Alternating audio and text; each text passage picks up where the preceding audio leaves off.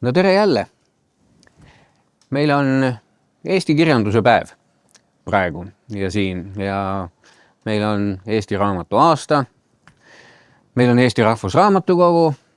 Meil on virnade kaupa Eesti autoreid laual. Meil on Mart Juur ja Karl-Martin Sinijärv ja me räägime raamatutest. Ma ei tea, ma teen vist ise otsa lahti praegu või? Muidugi sul on hea hoog sees, ma praegu vaatan. Hoog või asi, seda alles võetakse. Ma vaatasin, et ega me ei pea tegelikult kogu aeg ainult uudiskirjandust tutvustama. Seda enam, et oleme raamatukogus kokku tulnud ja Eesti kirjanduse päeva puhul raamatu aastast rääkimata tahaks üldse vähemasti niimoodi virtuaalselt kuidagi kohale tuua võimalikult palju eestikeelset kirjasõna ja mitmesuguseid autoreid ja kuidas sa seda ikka paremini teed kui erinevate kogumike ja antoloogiate kaudu. Ma siis näppisin, et mis mul seal kodus esimese hooga kätte jäi ja tegin natukene jaburat statistikat.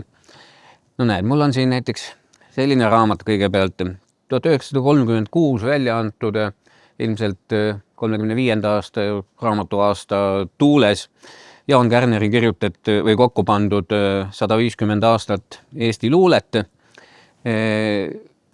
Täitsa põnev tänase pilguga lugeda. Seal oli autoreid tubli 36. Kristjan Jaagust kuni siis August Alle Erni Hiireni välja. Kaugemale see antoloogia ei ulatunud.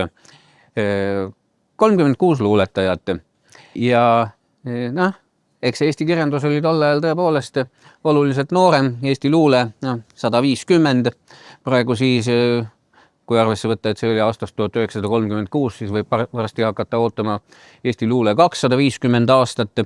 Aga vahepeal on antoloogiaid ilmunud meeletus koguses ja väga mitmesuguseid, selliseid, mis tahaksid olla just nagu kõikehõlmavad, sellised, mis võtavad ühe mingi eluala ette ja kõik nad on omamoodi huvitavad. Üks värskematest asjadest äsja mineva aasta lõpul ilmunud Doris Kareva koostatud Südames laulavad metsad, Eesti metsaluule antoloogia. Siin on juba poole rohkem autoreid, kui Kärneril oli, 71. Aga loomulikult ega mitte iga Eesti luuletaja ei ole tingimata, kuigi nad kõik on vist natuke metsa poole, aga nad ei ole sealt metsast tingimata luuletust kaasa võtnud. No siia on neid koondatud päris mitmesuguseid ja kõik võimalikelt autoritelt, mõned on väga tuntud, mõned ei ole üldse tuntud, aga Dorise kõhutunde järgi on see kompositsioon kokku pandud ja igal juhul väga hää lugemine. Ja kordan veel kord, mulle kangesti meeldivad niisugused esiteks koostajapõhised ja teiseks teemapõhised antoloogiad või ülevaated, sest nende kaudu saab sellest suurest teemast ehk eestikeelsest luulest niisugusi vaatenurki ja niisugusi lõike, mille peale ilmtingimata ise ei tulekski. Nii et metsaluulet soovitaks ka päris kindlasti, see on ka hea värske raamat, et kui seda Kärneri asja ehk kuskilt antikvariaadist natuke leiab, aga see on praegu poes ja kätte saadav. Niisiis, võtame siit edasi. See on nüüd oli see 68. või 69. aastal ilmunud Eesti luule. Nagu te näete, on see mul korralikult läbi töötatud, lapsest saadik paber seisab ümber vaevalt koos. Igasuguseid latakaid on vahel, seda on sageli tarvis läinud ja see on nüüd üks niisugune antoloogia, mis tõesti pürgis ülevaatlikkusele ja kas just ammendavusele, aga tolle aja kohta oli ta üks paremaid võimalikke, siin oli ikkagi juba ulgu Eesti luuletajaid tublisti sees ja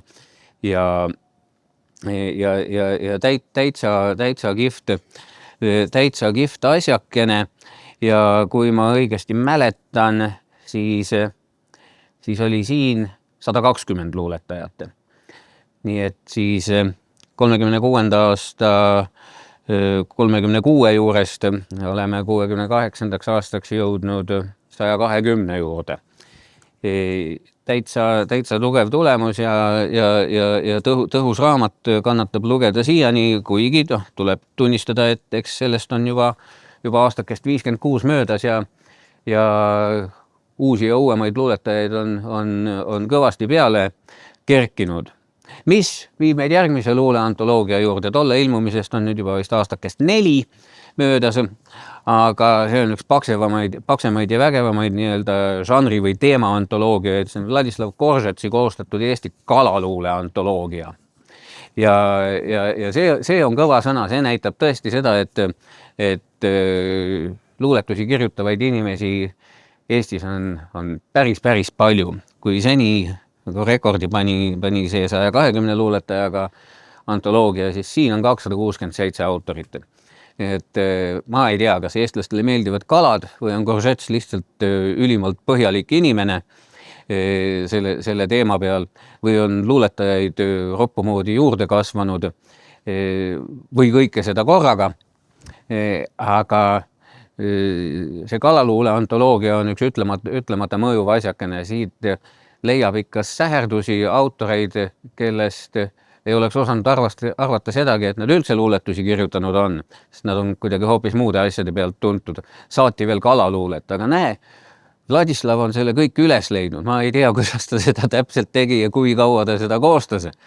Aga tulemus on igatahes vägev.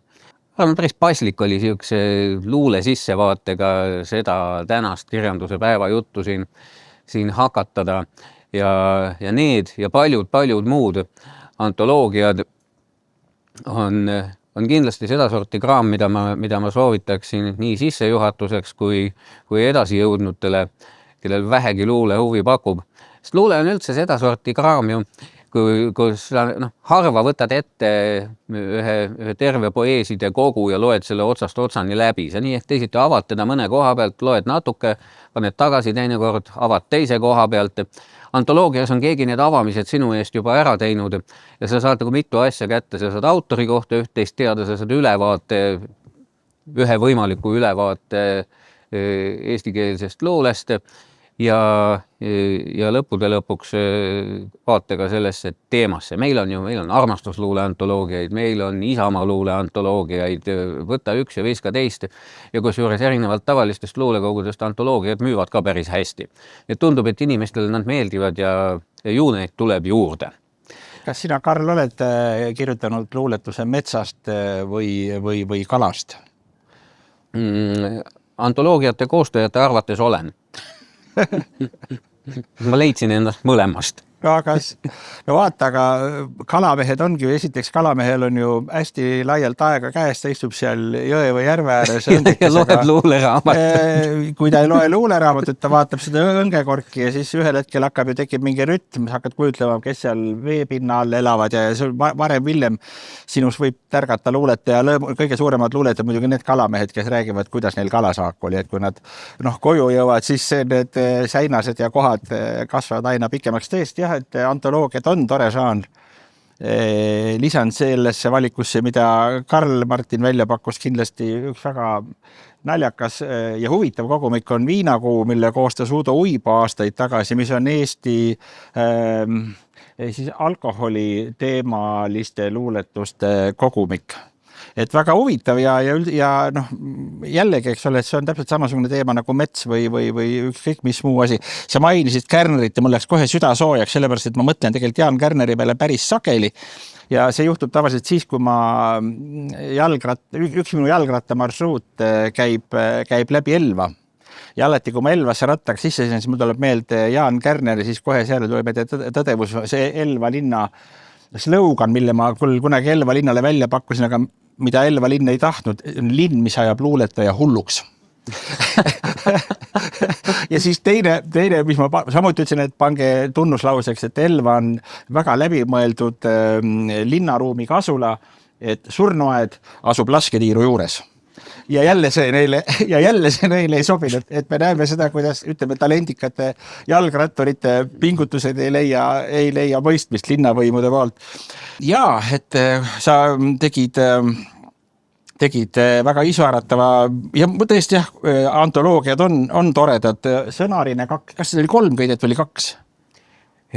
Seda oli rohkem mu meelest. Vist 3 või? Minu meelest oli 5 vähemasti. Või oli 5, ühesõnaga neid on ju veel ja neid just nimelt kõik need argumendid, mida sa ette võtsid, aga kui me nüüd oleme juba luule juures, siis mina otsisin välja Ott Tarderi laulusõnade raamatu, mida annab välja sari on Petrone prindil, neil on ilmunud seal Reetlinna laulutekstide kogumik, siis 2 raamatutäit Entel Tentelit ja laste laulusaadete laulude teksti, Ott Tarderi kogumik, Oti laulutekstid, enamusi laule või väga vähemalt suurt osa lauludest inimesed ju teavad siit peast Ruja esituses, paljude teiste artistide esituses. Üks minu lemmiklaul on Õunalaul ja just selle ma siit leidsingi. Käib läbi suveaedades üks küpsemise laul, siin hernes küpseb kaunades ja varre otsas õun. Refrään on ladva õunana, siis hea on kasvada, kui ei käi ringi pea ja pole hirmu alla kukkuda. See on üks minu lemmiklaule Ruja repertuaarist ja see Oti raamat on selles mõttes ka põnev, et üks on laulutekst. Et sageli, kui sa loetad ja sa laulu tead, siis hakkab see lugu sul peas mängima. Aga see raamat on minu meelest nagu hea näide sellest, kuidas väga vähese asjaga tehti tegelikult suur asi, sest Otist ei ole biograafiat, kuigi ta vääriks seda. Et ta oli imeline inimene ja väga suure südamega inimene ja väga hea luuletaja. Ja see raamat tegelikult on Oti biograafia ka, sest et siin on tema sõprade, tuttavate, kolleegide sellised mälupildikesed või killukesed, et ei midagi suurt, ei midagi pikka, väga lühikesed seigakesed elust enesest. Aga ta oli tõesti väga huvitavast perekonnast pärit, väga huvitava saatusega inimene ja kuidagi, kui sa selle raamatu läbi loed, ja ma lugesin selle tõesti suure huviga läbi, siis sa tegelikult saad täiesti sellise Ott Tarderi elukaare siit raamatust kätte. Et mitte ainult laulutekstid, mitte ainult luulete, vaid Oti elu ka. Ja seda lugedes mul tuli just meelde, kuidas mina viimast korda Otti nägi, sest alati kui sellistel puhkudel, kui see sõnum tuli, et ta on seal Hiiumaal merre jäänud ja merest ära toodud, see oli muidugi šokk, ma mäletan. Aga seda raamatu luges, mul tuli meelde just nimelt see, kui ma viimast korda Otti nägin, et me tuli mingit peolt koos, sõitsime Marsaga ja Ott pidas Marsa seal kuskil taksopargi ristis kinni, väljast tuiskas. Ja Ott ütles nägemiseni või midagi sellist ja kadus tuisku ja see oligi viimane kord, kui ma teda nägin, et sellised mälupildikesed raamatute juures hakkavad mõnikord mängima. Ja see oli vägev raamat, jah. Just see niisugune meeldiv minimalistlik fragmentaarsus, et ükski mäletaja ei saanud uppuda pikkadesse heietustesse, vaid olid sellised teravad, täpsed pildistused välja valitud ja ka pildimaterjali sest on väga huvitav ja mitmekesine.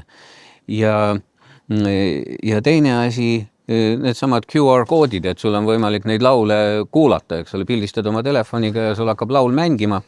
Näiteks minule on Terake noorem kui sina ja Ott on Terake kauem kirjutanud tekste, kui mina mäletada jaksan, aga mul oli siin täitsa mitmeid laule, mida ma küll teadsin, aga mul pole tõrna aimugi, et need on Oti tekstid.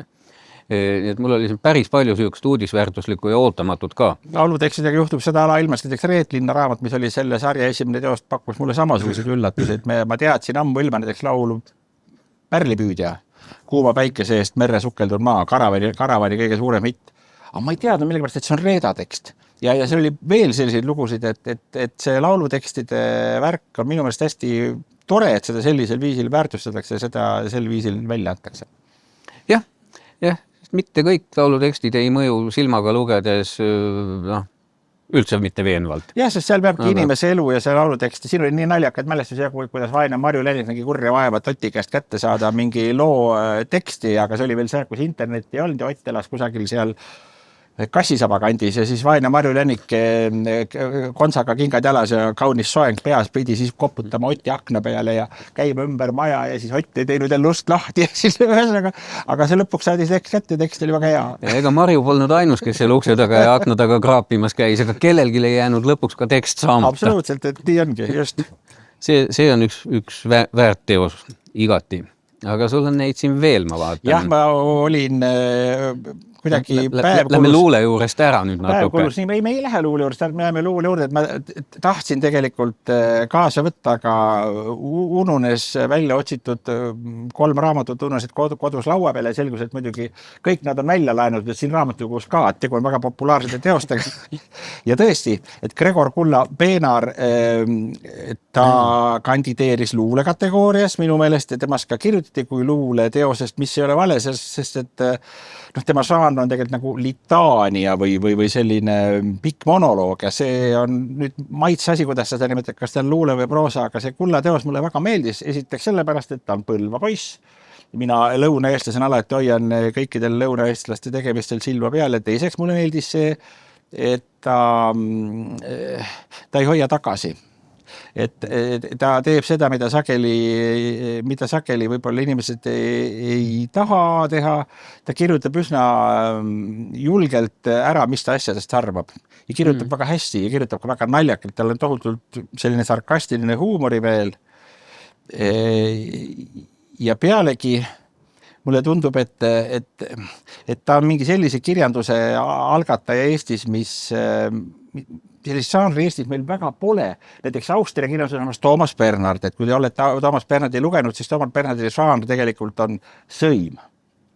Ta on autor, kes kirjutab teoseid, kus ta sõimab, ütleme, üht või teist nähtust või inimeste gruppi või midagi säärast, mis talle ei meeldi. Austria kirjandusest oli väga vihatud isik, aga samas ka väga loetud isik ja väga keerulise, aga samas väga võimsa lennuga autor. Ja teine autor, keda Kulla mulle meenutab, on Edward Louis, kellelt eelmisel aastal eesti keeles Tõnu Õnnepalu tõlkes ilmus raamat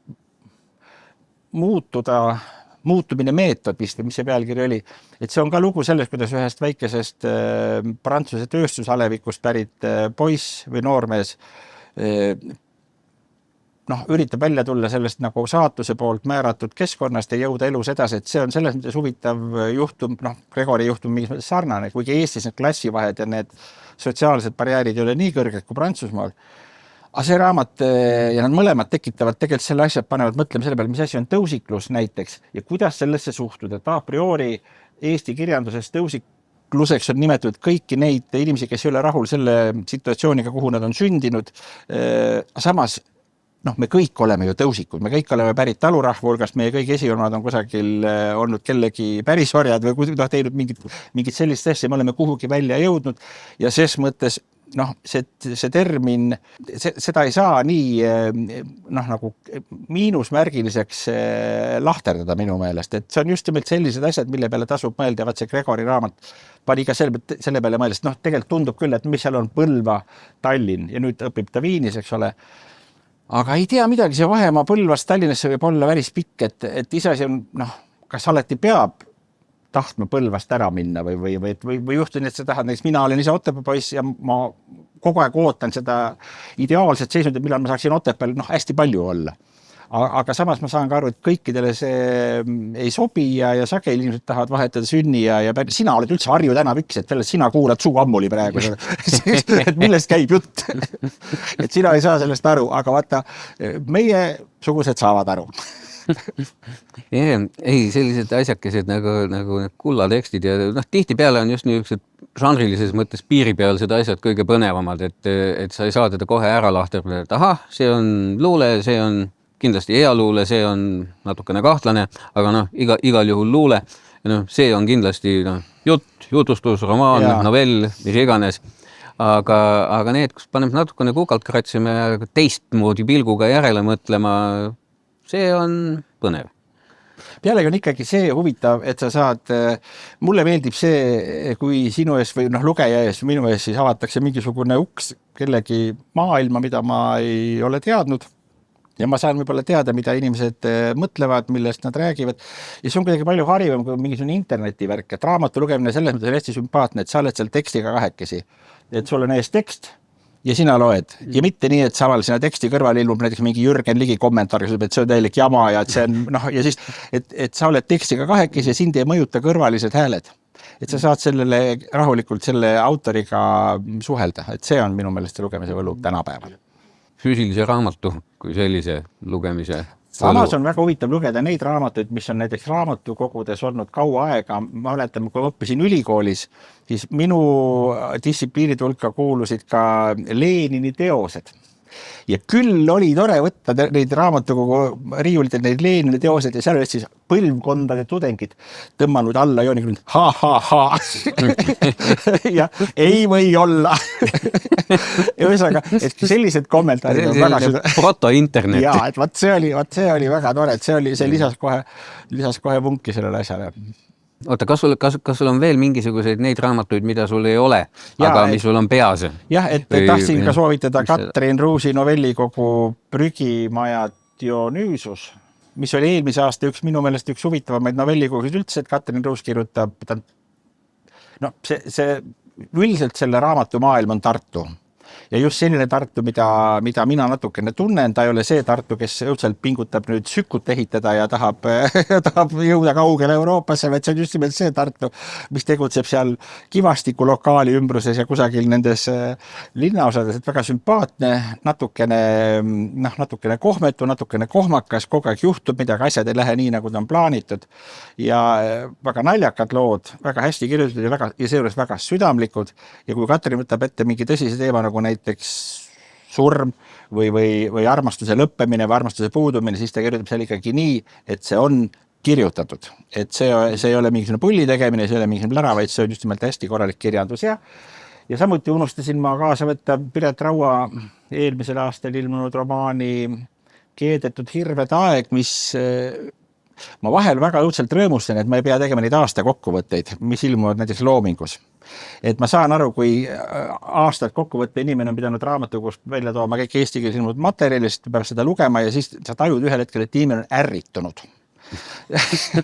Et tal tekib selline küüneviha, tuleb talle sisse, et ta on tige selle töö peale, mille ta on võtnud endale ette. Ja siis hakkavad sealt tulema sellised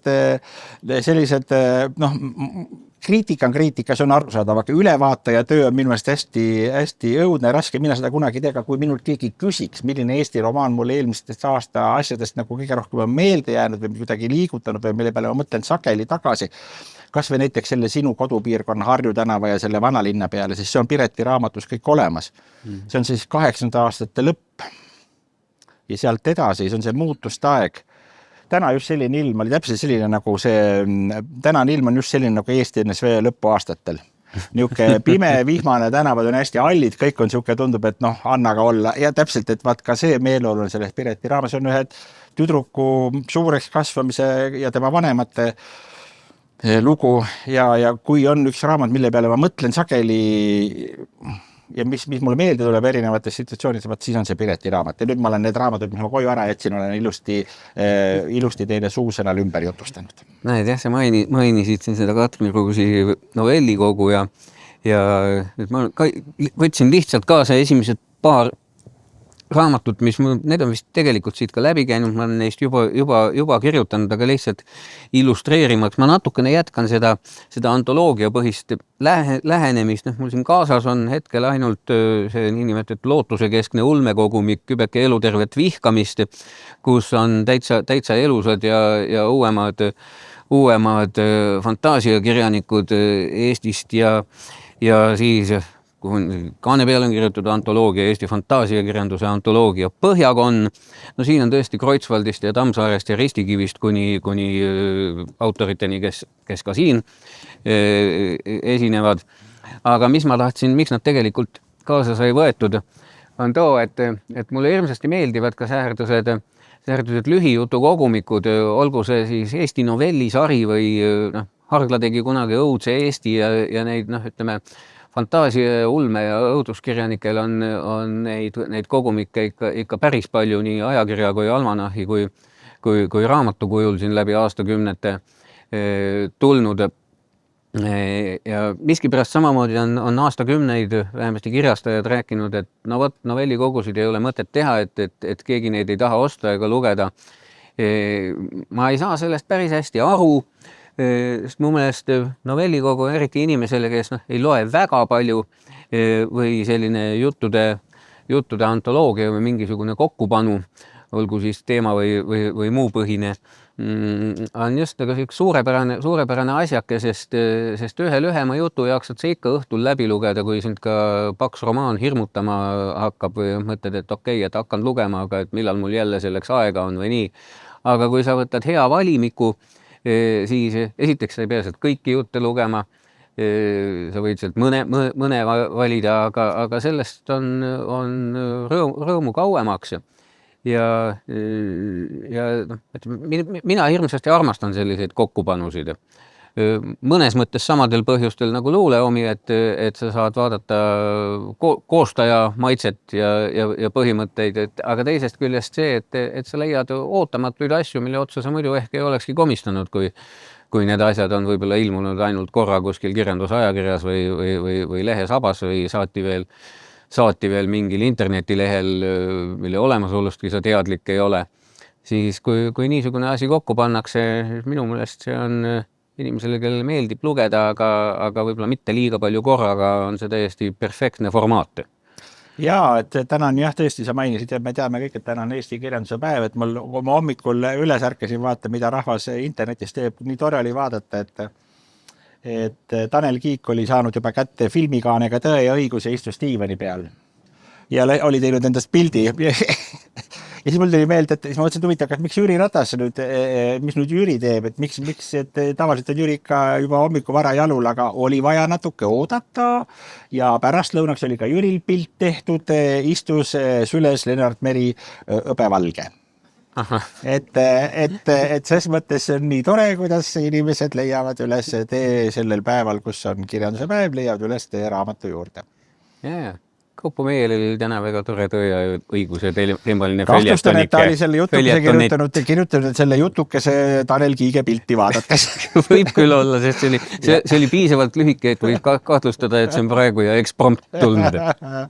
Ja. Aga ei, mis seal siis ikka, et ega siis see ei ole ju, poliitikud võivad teha palju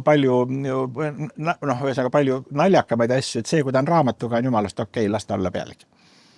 Näite veel asja, sul on siin mingeid asjakesi, mida ma pole veel näinud, aga peaks vist nägema. Jaa, et siin tahtsin soovitada, et täitsa ootamatu autor minu jaoks või tõesti tundmatu autor Mart-Erik Melomaani memuaarid välja on andnud selle, ta vist kirjastuskvart on siin maininud. Ühesõnaga, see on kõigile minu vanustele, minust pisut vanematele inimestele väga huvitav kirjeldus sellest, kui keeruline oli 60ndatel ja 70ndatel aastatel olla lääne popmuusika huviline Nõukogude Eestis. Et kui raskelt see kõik kätte tuli, kui palju vaeva sa pidid nägema, et need plaadid ja ühest küljest on kõik teada, see on tuntud, eks ju, aga samas see inimeste mälu kipub ju nagu kustuma ja hea, et see fänni vaatenurk on nüüd kirja saanud, et see on tegelikult ajaloo allikas.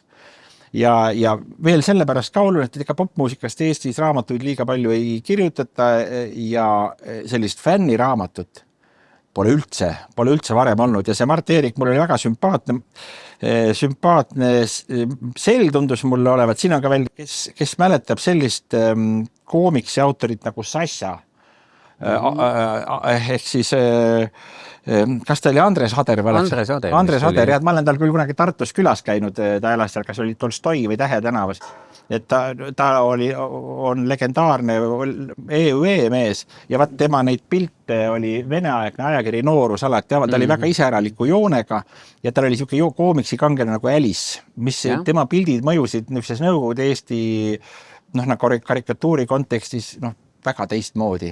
Et siin on väga palju Sasja pilt, et see Erik, ma kahtlustan, on Sasja sõber, et seal, ma olen paar korda Sasja poole käinud, et alati seal joodi, see on jälle Tartu värk muidugi, nagu see asja juurde käib. Aga see Mart-Erik meeldis mulle sellepärast ka, et tal õnnestus saada tudengina või kuidagi tal õnnestus mingisuguse trikiga saada või sugulased kutsusid ta 79. aastal Stockholmi endale külla. Aastal tooritel 1979 turist Nõukogude Eestist. no me kõik teame, kui raske oli välismaale saada ja mida siis Nõukogude turist välismaal tegi, et kuidas ta võttis kodunt toidu kaasa ja kuidas ta neid väheseid Rootsi kroone või Saksa või Soome markasid, kuidas ta neid hoidis, mida peale ta kulutas. Okei, sellel Mardil oli võib-olla seal sugulased Rootsis, aga ta tegi 2 asja, mida ükski Nõukogude turist minu teada ei teinud. Tähendab, sageli rääkisid välismaal käinud Eesti turistid ärevuseks, kuidas nad käisid pornokinos. Et see oli ülim kultuuriline pingutus, milleks nad välismaal olid võimelised. Aga Mart Eerik ostis 2 kontserdipiletit. Käis Roxy Musicu tuuril, Stockholmi kontserdil ja kui ma nüüd õieti mäletan, vaatas ka veel Rolling Stonesi, kas oli see Miss You tuur. Ühesõnaga, need kontserdipiletid oli palju kallimad kui pornokino. Selle rahast oleks saanud osta tohutult palju teksapükse ja mingid joppesid, mille järgi Nõukogude Eesti puudus. Aga see on nii sümpaatne, et inimene ostis kontserdipileti ja vaatas seda asja ja aastal 79, see on see, kus me olime kõik nagu raudse müüri taga, me ei näinud neid kontserte. Vaat see tüüp nägi, et selles mõttes see Mart Eerik on teinud suure minust väga olulise ja toreda raamatu. Kõlab hää. Lähme edasi. Ja siis kriminaalkirjanduse vallas ma jätan alati Martinsonile privileegi mind ennast harides. Mulle küll kriminaalkirjandust väga meeldib lugeda. Aga see laviin on nii suur, et hea on, kui sellise eeltöö teeb ära spetsialist ja Martinsoni maitset ma usaldan, kuigi meil toimus just alles hiljuti jälle mingi võistlus oli Otepääl, mille raames ta oli tulnud sinna võistlus kajastama ja me läksime kaklema Otepää keskväljakul sellepärast, et talle ei meeldi Kaalabraiti tead see Robinson, see Cormoran Strike'i sari. Mina armastan seda Cormoran Strike'i meeletult ja Martinson hakkas seal kobisema ja siis põhimõtteliselt ikkagi oleks võinud juhtuda. Aga lahkusime siiski sõpradena. Et see on maitse asi, aga üldiselt ma Jaani arvust usaldan väga. Aga täiesti ootamatult avastasin ma autori, keda ma küll teadsin ja tean teda kui ajaloolast ja kirjastajat ja väga toredat ja mõnusat autorit. Ja ajaloolasena väga hinnatud, aga ma ei teadnud, et Andres Adamson on kirjutanud 2 kriminaalromaani. Täpsemalt võib-olla nad isegi oli kriminaalromaanid, vaid nad on sellised põnevikud, kus on segatud mõrvad, võim, lihtsate inimeste lood. See lugu algab Hiiumaalt, esimene osa on Sootuks teised saared ja see ongi siis kuritegu 18. aastasajas, et algab Keis Rinna ja Elisaveta ajal ja teine osa on siis juba vähem teada, jõutakse Katariina suure aegadesse, et mingis mõttes meenutab väga Jaan Krossi, kõik see on ju see maailm, millest ka Kross ju kirjutas, eks ole, eestlane Vene keisririigi kõrgemates sfäärides. Meenutab ka mingis mõttes nagu ka Harglat, aga tema toon on teine, ta on väga ökonoomne, väga kiire jutustaja. Tal juhtub kohutavalt palju, et keda ajalooline kriminaal või põnevuskirjandus huvitab, siis Adamson, Andrese 2 raamatut täitsa soovitan proovida. Siis tasub proovida kindlasti, sest ma ei olnud ka kuulnud, et Adamson oleks kriminaali teinud, aga need vist ongi üsna värsked asjad. Jah, sest see vähem tead ilmus minu eest võib-olla 6 aega tagasi või midagi säärast. Ja, siis tuleb kindlasti tutvuda, sest seda eestikeelset kriminulli ja põnevikku ju üleliia palju üldse ei ole. No nüüd ikka on tekkinud, et vaata see Gert Kiileri sari läheb edasi ja Hargla tähendab, ma vaatasin filmi Vari kinos ja jättis mulle suhteliselt see elamuse, aga see kriminaalses raamatukogus, mida Hargla välja ilmus 3 jutustusest koosnev nagu lugu seal, kus Juhan Liiv on detektiiv. Ja seal ei tekkinud mitte ühtegi küsimust nendest, mis filmi vaadates lakkamatult nagu vaevasid, et miks just Liiv, miks just see, miks nõnda, et see raamat või see Vari, see Hargla Vari, see on suurepärane teos. Samuti tean, et Joel Jans on ähvardanud järjekordse Rõngu kriminulliga. Katrin Pautsil ilmus isegi vist mitmega, ta viimati kirjutas mulle, et tal pidi neid umbes 3 tükki olema pooles linnas, et 1 vist hakkab välja tulema ja 2 tükki on pooleli. Ja Jans on ka jälle selline tüüp, talle, kui ma Rõngust läbi sõidan jälle rattaga, siis ma alati vaatan seda Rõngu teletorni ja nüüd ma võtan Jansi peale ja Rõngu kirikust mööda sõites, sest Jansi raamatu Rõngu roimasid mõtled? Rõngu roimasid, jah, seal on Rõngu kirikupet ja tegevustab seal ka Rõngu kiriku, nüüd alati sageli ma joon seal Rõngu kiriku juures vett ja ma siis tõstan ka veepudeli Joeli terviseks. Igati arukas. Me peame hakkama enda jutukest siin kokku tõmbama tasakesi. Ja siis lõpetuseks mõtlengi, et me oleme rääkinud siin Eesti kirjandusest, aga võtsin kaasa ühe aimekirjanduse kategooriasse kuuluva raamatu, mis jälle eelmisel aastal minu meelest oli üks olulisemaid teoseid. See on Rosa Montero, ta on, kas ta oli argentiinlane või? ühesõnaga, ta on kirjutanud raamatu Oht olla täie mõistuse juures ja see on nüüd selline raamat, mis on hästi põnev, kuidas nüüd öelda, see on lugu kirjanikest ja kirjandusest ja vaimsest tervisest. Et ütleme, see on see, mille kohta August Strindberg ütles, et skisofreenia võib olla talumehele õnnetus, aga kirjanik võib selle pealt teenida, lihtsalt öeldes nagu selline kokkuvõte. Et see on väga pieteeditundeliselt väga hästi sest sel teemal on võimalus olla ka lobisev ja nagu lame ja ebadelikaatne, eks. Aga ta räägib nendest väga tuntud autoritest, klassikutest, maailmakirjanduse nimedest, mõnega neist on ta ise ka kohtunud, mõnda on interveerinud. Ta räägib nendest teemadest, näiteks Silvia Plath, mul selle tagajärjel tekkis kohe suur huvi üle, Silvia Plathil üks kogu eesti keeles on ilmunud, ma ei ole kindel, kas tema proosat üldse on, või näiteks Emily Dickinson, et ta räägib nendest autoritest, ta annab sulle nii põnevat tausta, et seda tausta teades mul tekkis tungi vajadus nende autoritega tutvuda, et ta teeb tegelikult ära ühes mõttes sellise töö, et ta just nimelt annab selle konteksti, selle loo ja juhatab su selle autori teoste juurde. See on väga olulik. Ei saa öelda, et me ise poleks seda teinud, inimesi teoste juurde juhatanud. Ma juhataksin inimesed veel sellise toreda teose juurde, mille nimi on juhuslike sõnade raamat, sest kõik see ülejäänu koosneb sõnadest ja pahatihti ka juhuslikest. Aga siin räägitaksegi sõnadest ja need sõnad on juhuslikud. Täiesti suvalised sõnad, aga igal täiesti suvaliselt valitud sõnal on tegelikult jube põnev lugu taga. Ja kui mõelda, kui palju sõnu on üldse olemas, siis tundub, et sõnadest võib ilmselt kirjutada lõputult. Võtad sõna ja uurid, kust ta tulnud on, mis temaga tehtud on, jube vahva asjake. Ja et kogu selle antoloogilisuusele panna hästi värske punkt, et me Rahvusraamatukogus oleme, siis ütlen, näed, just täna jõudis siia leti peal niisugune pisikene karbikene, kus sees on samuti palju sõnu, seda võib nimetada ka mikroantoloogiaks, sest siin on mitukümmend head eestilkeelset luuletust postkaartide peal, te võite neid osta raamatukogust ükshaaval või terve klotsikesena. Igal juhul see on ilmselt võib-olla hetkel kõige värskem raamat, kui seda raamatuks saab nimetada Eestis üleüldse. Täna Eesti kirjanduse päeva puhul ja Rahvusraamatukogus. Mart Juur ja Karl-Martin Sinijärv. Kohtumiseni. Me räägime raamatutest veel.